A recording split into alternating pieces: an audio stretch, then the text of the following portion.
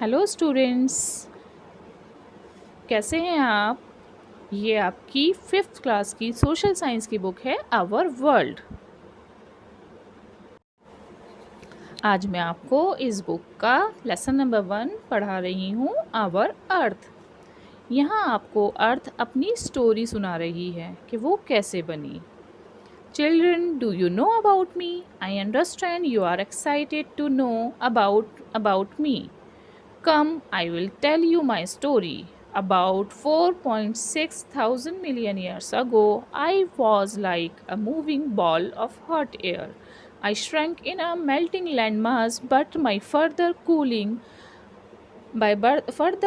I became hard and solid. A thick layer was formed on me, and the continents and oceans were created on that thick layer.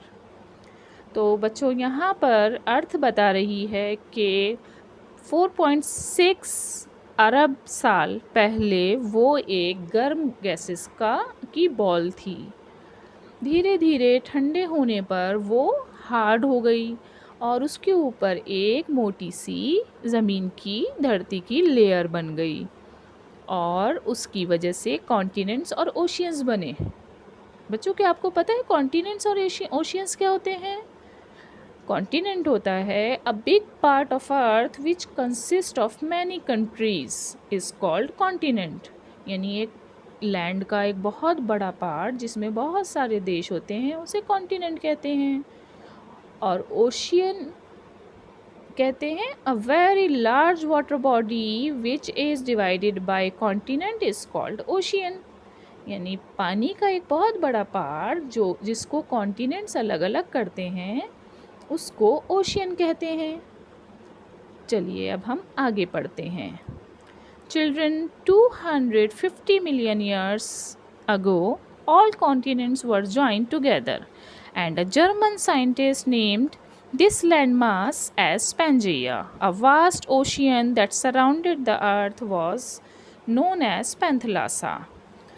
तो बच्चों, बहुत पहले सारे continents एक साथ जुड़े हुए थे। एक जर्मन साइंटिस्ट ने उन सारे कॉन्टिनेंट्स का नाम रखा था पैंजेया और पूरी धरती बाकी की एक बड़े से ओशियन से घिरी हुई थी, उसका नाम था पैंथलासा।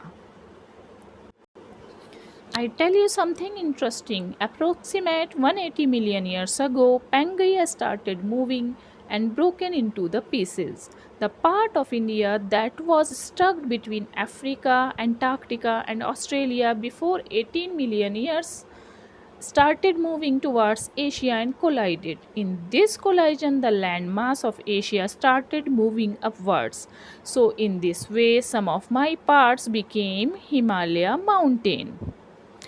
बच्चों, यहाँ पर धरती बता रही है कि 118 मिलियन साल पहले पैंजेया के टुकड़े होने शुरू हो गए।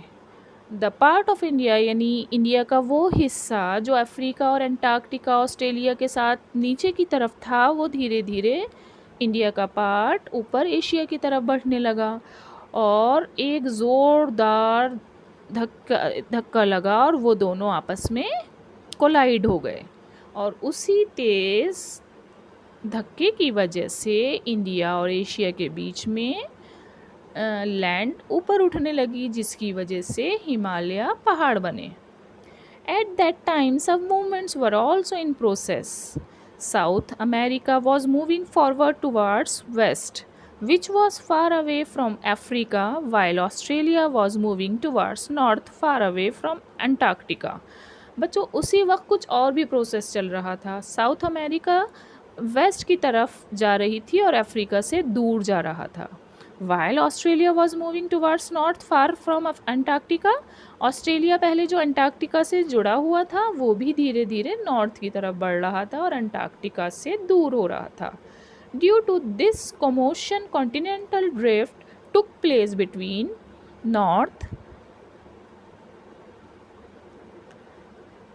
America and Eurasia. तो बच्चों, धीरे धीरे नॉर्थ अमेरिका और यूरेशिया के बीच में पानी आ गया काफ़ी सारा और एक तरफ तो यूरेशिया यानी यूरोप और एशिया का कॉन्टिनेंट रह गया और दूसरी तरफ north America. These continents got separated and formed vast huge Atlantic ocean.